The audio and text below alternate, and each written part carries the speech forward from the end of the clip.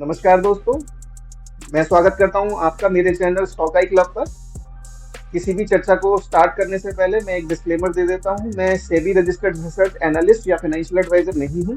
Share बाजार में निवेश स्वाभाविक रूप से जोखिमपूर्ण है। चार्ट या स्क्रिप्ट के संबंध में कोई भी चर्चा केवल शैक्षिक उद्देश्य के लिए है, जिससे यह बताया जा सके कि चार्ट का विश्लेषण कैसे किया जा सकता है। मैं किसी भी निवेश के लिए कोई सलाह, टिप या रिकमेंडेशन नहीं देता हूं। किसी भी निवेश का निर्णय लेने से पहले कृपया सभी संबंधित दस्तावेजों का स्वयं अध्ययन करें और अपने वित्तीय सलाहकार से परामर्श करें। आपके द्वारा लिए गए किसी भी निर्णय या निवेश से होने वाले किसी भी लाभ या हानि के लिए आप स्वयं पूरी तरह से जिम्मेदार होंगे। चलिए अब हम अपना आज का डिस्कशन स्टार्ट करते हैं। शुरुआत करते हैं निफ्टी से। जैसा कि पिछले हफ्ते मैंने बोला था कि अकॉर्डिंग टू मी एक कर्व्ड लाइन का जो ब्रेकआउट है वो आ चुका है निफ्टी में, और ये ऊपर की साइड मूव कर सकता है और मैं बुलिश हूँ। अगर आप देखेंगे इस हफ्ते निफ्टी ने इस कर्व्ड लाइन को नीचे ब्रेक करने की कोशिश की, अल्टीमेटली ऊपर ये इसके क्लोज हुआ है। अब मेरा ये मानना है ये एक बार 25,000 तक के लिए जो लेवल्स हैं उनको अटेम्प्ट करने की कोशिश करेगा और फिर उसके बाद में करेक्शन मोड में ये जा सकता है।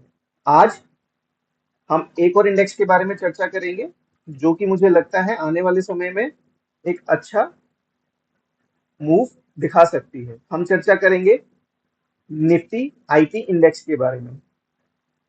अगर आप ये निफ्टी आईटी इंडेक्स को देखेंगे तो इसने इस बार क्लोजिंग बेसिस पर एक ब्रेकआउट इस हफ्ते दिया है, तो मैं इस सेक्टर पर बुलिश हूँ। और इस हफ्ते काफी आईटी से रिलेटेड जो शेयर्स हैं उन्होंने अपना एक अच्छा मूव दिखाया है। जो मुझे सबसे अच्छा चार्ट लगा वो है विप्रो। दोस्तों अगर आप देखेंगे विप्रो ने एक राउंडिंग बॉटम शेप लेने स्टार्ट किया था, और उसके बाद में जब आईटी इंडेक्स में करेक्शन आया तो उसके साथ में इसने भी एक करेक्शन शो किया।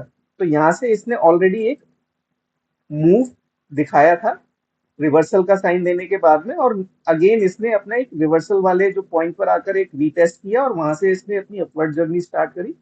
और इसने अपना जो पुराना एक हाई लगाया था उसको इस वीक में ब्रेकआउट दिया है, क्योंकि आईटी इंडेक्स ने भी ब्रेकआउट दिया है, इसने भी ब्रेकआउट दिया है। ये मैं मानकर चलता हूँ कि विप्रो अपनी नेक्स्ट जर्नी अपने हाई तक स्टार्ट कर सकता है। और अगर हम यहाँ से पोटेंशियल गेन की बात करते हैं तो इसके करंट लेवल से और अपने हाई तक की मैं जर्नी देखता हूं तो इट इज नियर अबाउट 27%। और अगर हम डेप्थ कैलकुलेशन मेथड इस्तेमाल करें और इसके टॉप पर प्लॉट करते हैं, अगर ये फर्दर कोई ब्रेकआउट देता है यहाँ से तो इसका जो संभावित लक्ष्य हो सकता है 1063 का। दोस्तों इस हफ्ते मैंने टेक्सटाइल स्टॉक्स में भी कुछ मूवमेंट महसूस करी है और कुछ स्टॉक्स ने उसमें रिवर्सल के इंडिकेशन दिए हैं, तो उनमें से मैं दो स्टॉक्स के बारे में आपसे चर्चा करूंगा। दोस्तों टेक्सटाइल इंडस्ट्री में मेरा जो सबसे पहला स्टॉक है उसका नाम है लक्स इंडस्ट्री। लक्स इंडस्ट्री में अगर आप देखेंगे तो इसने नवंबर 2021 में अपना हाई लगाया था, और जो कि था अराउंड 46-44 के आसपास।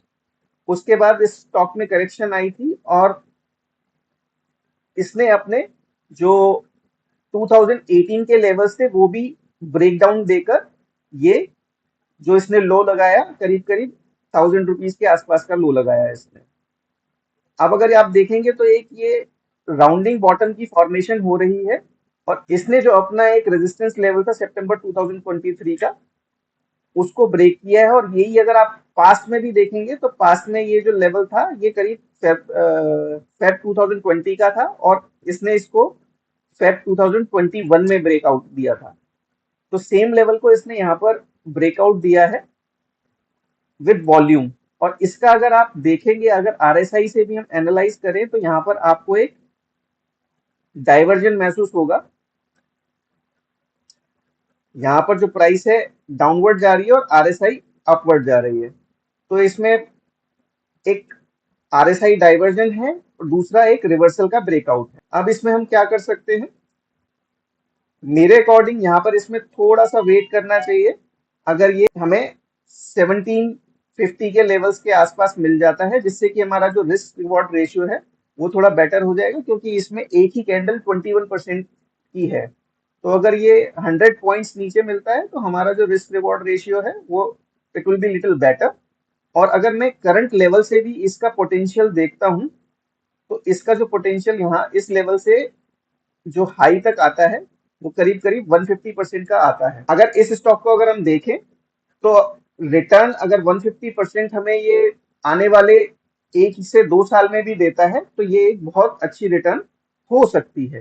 चलिए दोस्तों, अगले स्टॉक के बारे में चर्चा करते हैं जो कि टेक्सटाइल सेक्टर से ही रिलेटेड है। उसका नाम है स्पोर्ट के। इसमें मैंने बीएसई का चार्ट लिया है क्योंकि बीएसई के चार्ट में डेटा ज्यादा है।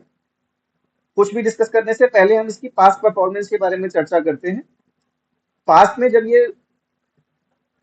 ये 2017 में लिस्ट हुआ था, उसके बाद में इसने करीब इसका प्राइस था 3 रुपीज, और इसने जो अपना हाई लगाया था वो करीब 206 के आसपास लगाया था। Again it went to in correction mode, और उसके बाद इसने ईयर 2020 में रिवर्सल लिया था in the month of December, और उसके बाद अगेन इसने रैली ली थी, और यहाँ से इसने जो मूव दिखाया था करीब करीब, अगर मैं इसकी डेप्थ को कैलकुलेट करता हूँ, मूव को कैलकुलेट करने की कोशिश करता हूँ, तो करीब करीब इसने 2100% का रिटर्न दिया था। तो जैसा कि हम देख सकते हैं हिस्ट्री में इसने अच्छी मूवमेंट्स दिखाई है आफ्टर रिवर्सल और ब्रेकआउट। अब अगर हम करंट चार्ट को देखते हैं तो इसने पहले इस लेवल से रिवर्सल दिखाया था जो कि नवंबर 2022 का था। उसने रिवर्सल लिया था जून 23 में। अगर हम देखते हैं तो इसने जुलाई 23 का जो 900 का लेवल था उसको इसने ब्रेकआउट दिया है इस हफ्ते। तो अगर इस हफ्ते के ब्रेकआउट लेवल से भी मैं इसको अगर कैलकुलेट करने की कोशिश करूं इसके टॉप तक, इसमें मोर देन 100% का पोटेंशियल है, जो कि अगर साल से 2 साल में भी आती है रिटर्न तो ये it can be a very good return. और अगर आगे इस लेवल से आगे भी ब्रेकआउट देता है तो इसको हम फर्दर राइड करने की कोशिश कर सकते हैं। फर्दर राइड कैसे कर सकते हैं? जो हमारा अगेन जो बॉटम टू टॉप का जो डेप्थ है उसको कैलकुलेट करेंगे सेम मेथड से, और उसको हम ऊपर टॉप पर प्लॉट कर देंगे और हमारे आगे के लेवल्स को देखकर हम राइड कर सकते हैं। चलिए दोस्तों, अब हम चर्चा कर लेते हैं अपने अगले स्टॉक्स की, जिसका नाम है वैनबरी। अगर हम देखते हैं तो इसने अपना 17 इयर्स ओल्ड जो हाई था उसको इस हफ्ते इसने डिसाइसिवली ब्रेकआउट दिया है, और ये मुझे इन फ्यूचर एक अच्छा रिटर्न देने के लिए पोटेंशियल कैंडिडेट नजर आता है। और इसने वॉल्यूम का भी एक एक्यूमुलेशन देखा जा रहा है पिछले 2 सालों से। ये जो वैनबरी है, वैनबरी एक फार्मास्यूटिकल कंपनी है जो कि एक्टिव फार्मास्यूटिकल इंग्रेडिएंट्स की सेल्स एंड मार्केटिंग में इन्वॉल्व है। अगर इसका हम पोटेंशियल टारगेट निकालने की कोशिश करते हैं तो हम सिंपल वही हमारा जो एक मेथड है उसको हम बॉटम टू टॉप जो डेप्थ होती है उसको कैलकुलेट करेंगे और उसको हम टॉप पर प्लॉट कर देंगे। तो इस तरह से हम अपने संभावित लक्ष्यों को कैलकुलेट कर सकते हैं। तो इसके हिसाब से जो इसका संभावित लक्ष्य आता है वो करीब करीब 340 के आसपास आता है, और करंट जो लेवल है इसका 183 का है। क्योंकि इसने जो अपना 17 साल पुराना हाई है उसको ब्रेकआउट दिया है, अगर ये मंथली बेसिस पर भी इसके ऊपर क्लोज हो जाता है तो ये एक बहुत ही अच्छा पोटेंशियल कैंडिडेट हो सकता है एक अपवर्ड जर्नी के लिए। धन्यवाद दोस्तों। अगर आपको मेरा कंटेंट पसंद आया और मेरी एनालिसिस पसंद आई हो तो प्लीज मेरे चैनल को सब्सक्राइब करें, लाइक करें, शेयर करें। Thank you very much.